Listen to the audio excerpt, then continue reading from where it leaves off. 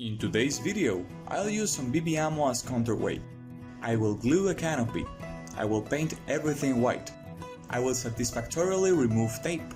I will remove the landing gear and change my lighting angle.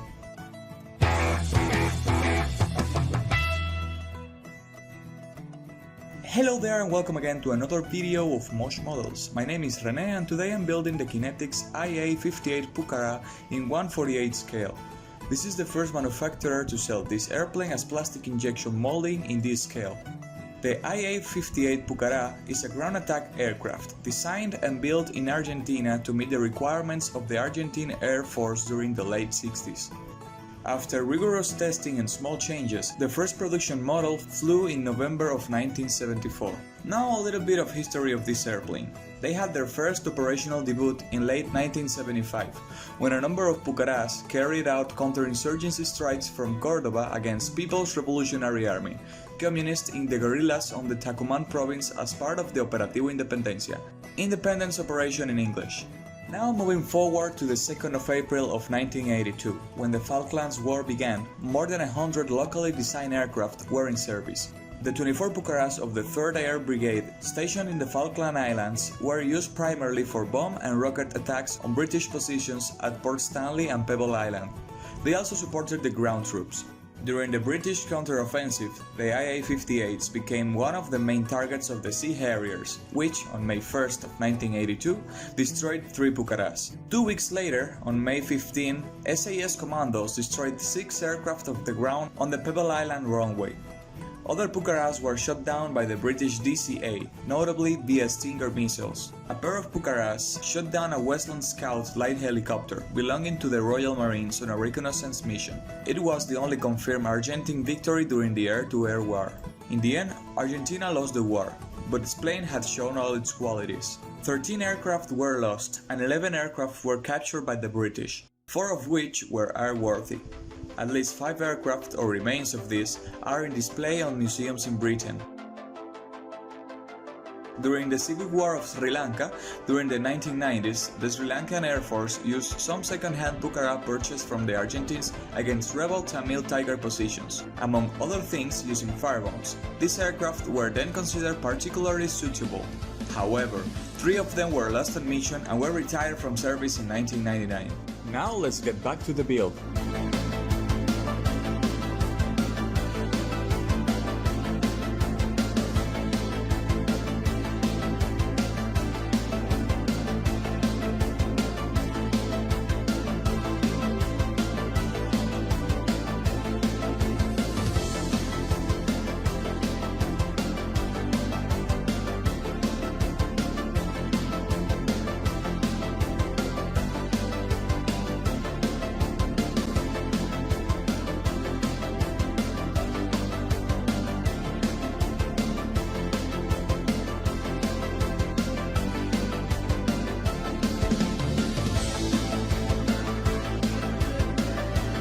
To paint the interior details, I use a little makeup brush. It's great for small areas like panels or radio boxes. I like to use water-based acrylic paint for this task. They often have a nice coverage and tends to self-level on the surface.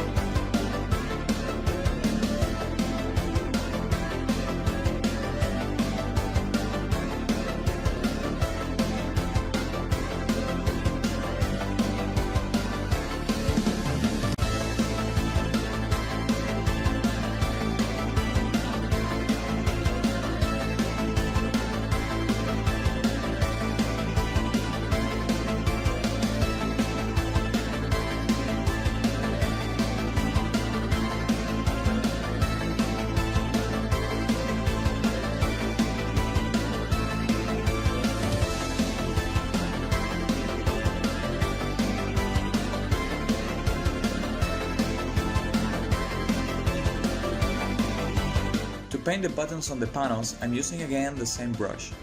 Taking advantage of the crisp and high detail plastic, I highlight every button one by one carefully.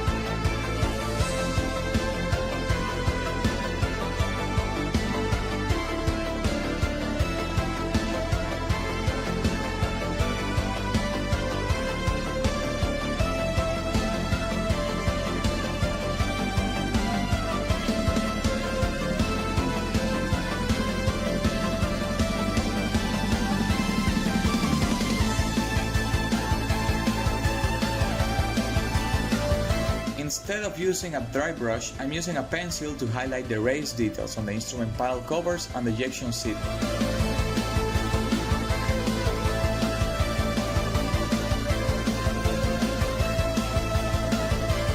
The ejection handles are very tricky to paint. You have to add a lot of details on extremely small area, but with a tiny brush and a lot of patience, everything is possible.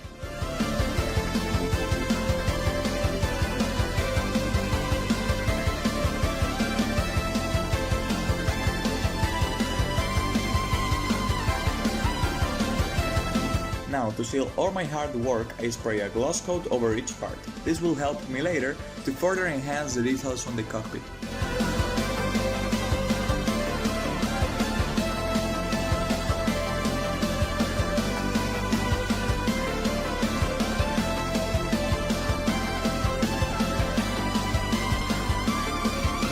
I use an enamel-based wash to emphasize all the recessed areas around the cockpit to give fake shadows and bring up more details that will be otherwise hidden.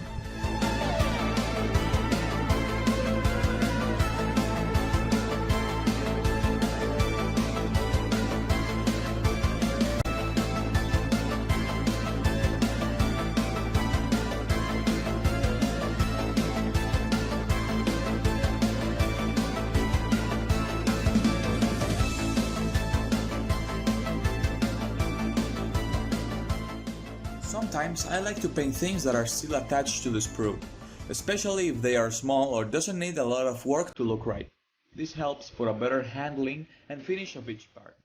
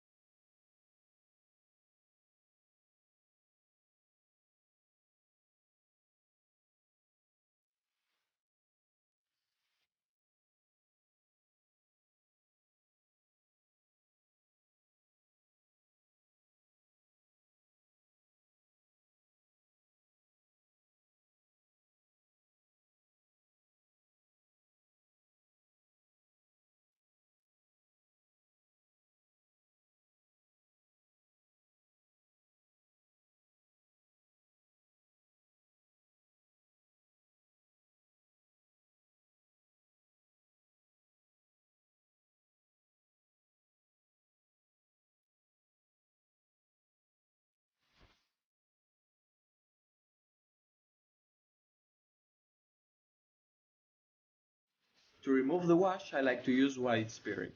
This is mostly used with oil paints, but you can also use enamel thinner. If you do it the second way, do it carefully. The thinner is more reactive and can damage the underneath paint. I like to use a brush to agitate the surface and make it easier to remove with a cotton bud.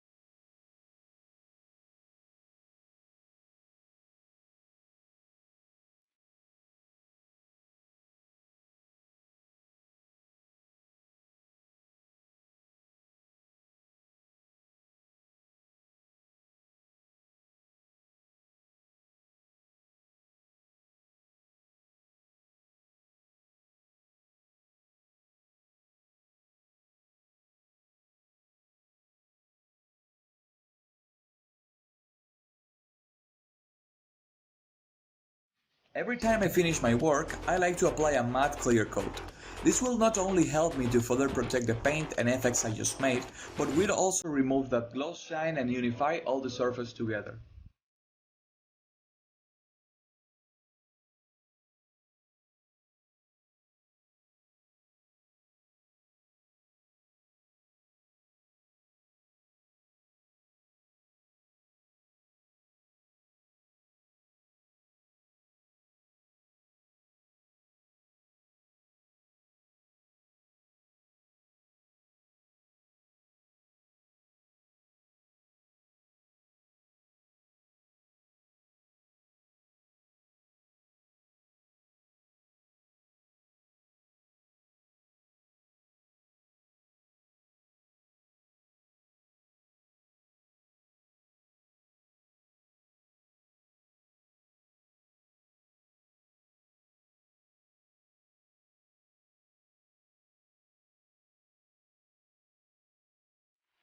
The fuselage halves fit quite good, but the Pucará needs a lot of nose weight to move forward its center of gravity.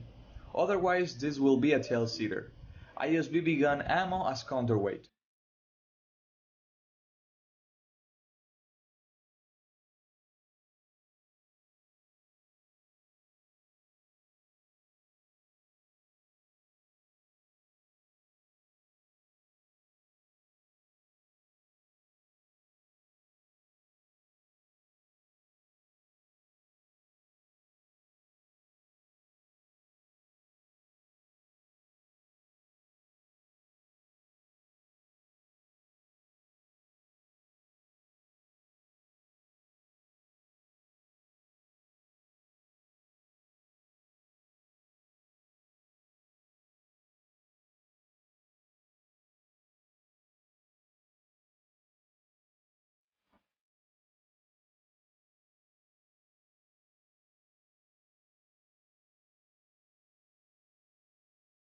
The wings fit amazing.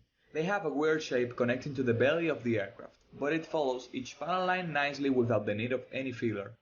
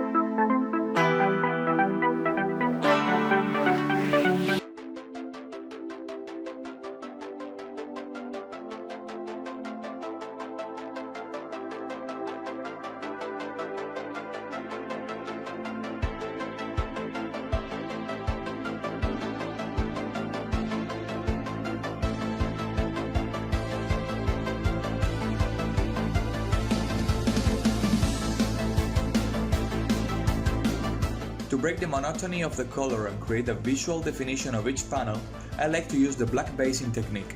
This consists on painting each panel white with a marbling effect, so you can play with the opacity of the paint to make the effects more evident.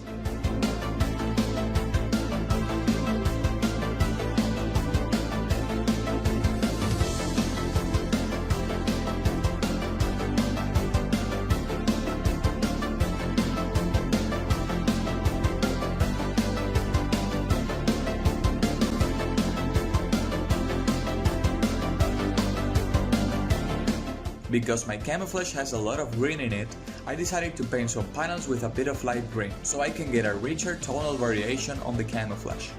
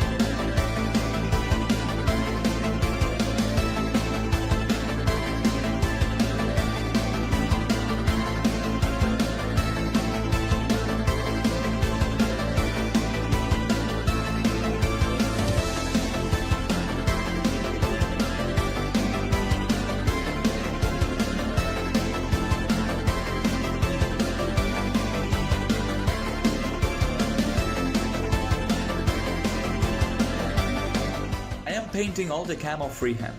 It's very time-consuming process, but the end result is worth it. I will leave the first part of the footage on real time, and I'm maintaining constant pressure of 20 psi with a well-diluted paint and a 0.2mm airbrush nozzle.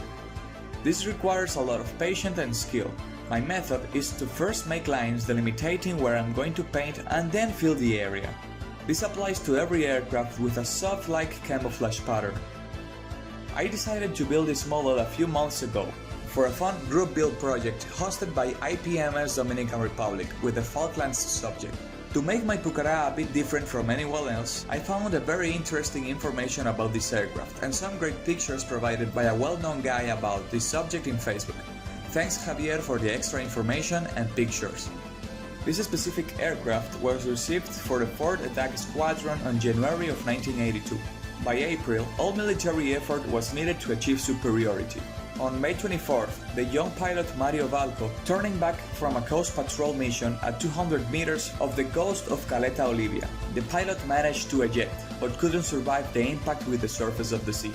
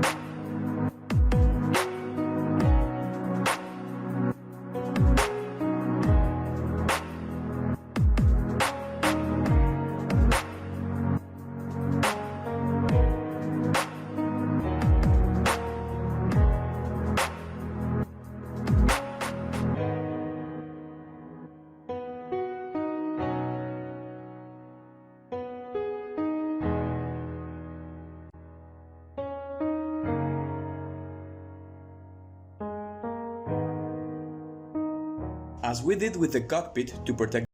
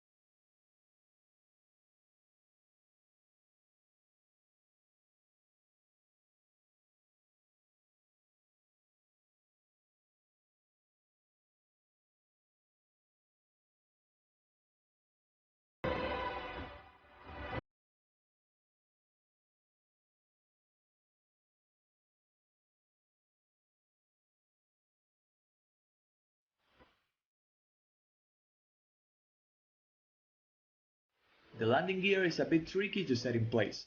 That's why I like to dry fit everything and glue every piece in place without fixing them to the wheel wells, so I can remove them for easier handling and painting. Also, it has more time for the glue to dry and cure properly. This creates a stronger bond when I finally glue everything in place. The landing gear on the Pucarás had a weird green color. Ironically, I found the RAF Sky Type S being the perfect match for this.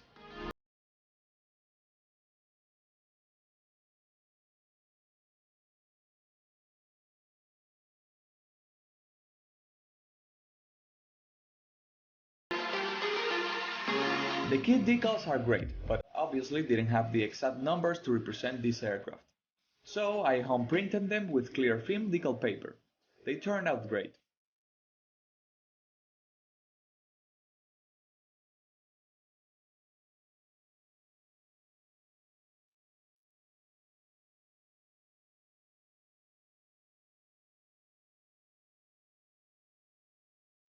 To make the decals conform better to the surface, you can use decal chemicals. There's a lot of options in the market, but I really like Solvacet. It's the strongest solution I've come across, and you don't have to worry about not applying enough coats. With just a few is more than enough to make the thickest decal adhere better to the surface. Usually Solvacet reacts with a clear coat, leaving a white stains on the surface. To fix this, you only need to apply another layer of gloss varnish and these stains will disappear. This also helps to give another layer of protection to our work and decals.